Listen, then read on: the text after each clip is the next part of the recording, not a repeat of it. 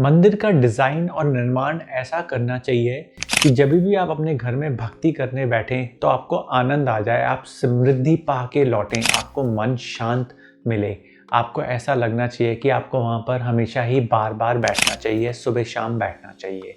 आज मैं आपको बताऊँगा कैसे आप वास्तु के द्वारा ये बैलेंस बना सकते हैं और मंदिर के क्या टिप्स हैं जिससे आप उसको बिल्कुल 100% वास्तु वाइज बना के सुख, समृद्धि, लक्ष्मी, शांति पा सकते हैं। तो सबसे पहली चीज़, पॉइंट नंबर 1, कि जो भी आप मंदिर अपने घर में बनाएं वो आप नॉर्थ या ईस्ट डायरेक्शन में बनाएंगे।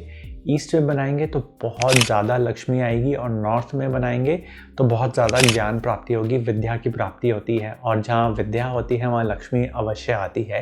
तो आपको चूज़ करना है आप क्या चीज़ पहले चाहते हैं और कैसे चाहते हैं। दूसरी चीज़, आपको हमेशा ध्यान रखना है जब भी आप पूजा करेंगे तो आपका फेस ईस्ट में होना चाहिए या नॉर्थ में होना चाहिए और किसी और डायरेक्शन में नहीं होना चाहिए। तीसरी चीज़ आपको ध्यान रखना है, आपके जो मंदिर का द्वार है, कपाट है, वो हमेशा ईस्ट में होगा, यानी रूम का जो एंट्रेंस है वो ईस्ट से होगा। तो आप उसको बैलेंस करके, डिवाइड करके 8 डायरेक्शंस में से एक ईस्ट निकाल के उसे ऐसे करके बनाएंगे। फोर्थ पॉइंट, आपको ध्यान रखना है कि आपके मंदिर में जितनी भी विंडोज़ हैं वो ईस्ट में होंगी, नॉर्थ में होंगी, साउथ और वेस्ट में नहीं होंगी। फिफ्थ पॉइंट, आप जो भी मंदिर का स्ट्रक्चर अंदर से लकड़ी का बनवाएंगे वो हमेशा स्क्वायर या रेक्टेंगल होना चाहिए, कोई और शेप में नहीं होना चाहिए।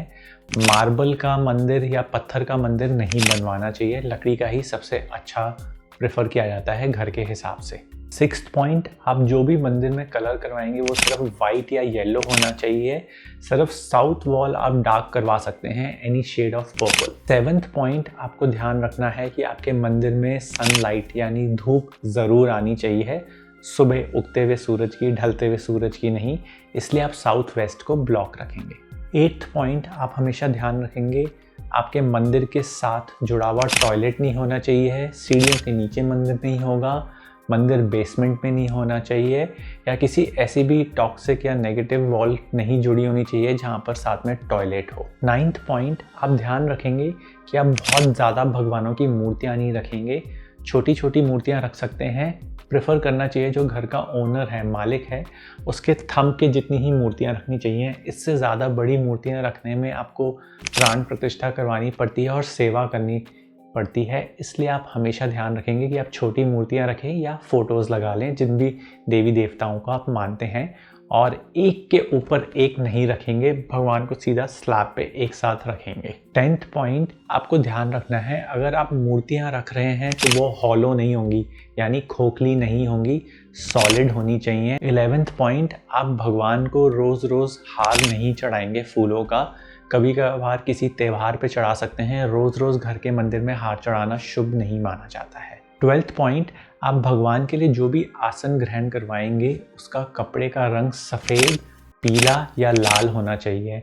अगर आप जीवन में शांति चाहते हैं तो सफ़ेद रखिए, अगर आप जीवन में लक्ष्मी चाहते हैं तो पीला या गोल्डन रखिए, और अगर आप जीवन में बहुत ज़्यादा पावर चाहते हैं तो लाल रखिए। 13th पॉइंट, आपके मंदिर में ये बेसिक चीज़ें अवश्य होनी चाहिए।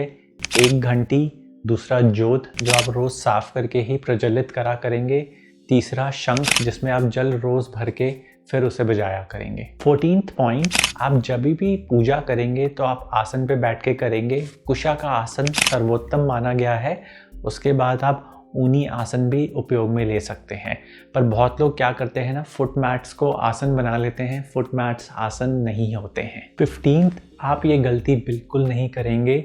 आपके जो भी रिश्तेदार या बड़े बुजुर्ग लोग स्वर्गवासी हो गए हैं उनकी फ़ोटो मंदिर में नहीं रखते हैं, बहुत लोग ये गलती करते आ रहे हैं। आप उन फ़ोटोज़ को कहीं और रखिए पर अपने मंदिर में नहीं रखेंगे भगवान के साथ। 16, आपके मंदिर वाले रूम में हमेशा शाम को एक लाइट जलती रहे।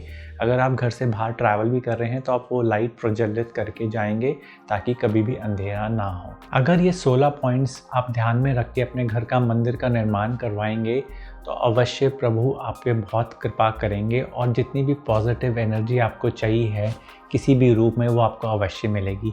तो मिलते हैं अगले वीडियो के लिए, तब तक ओम गौरी शंकराय नमः।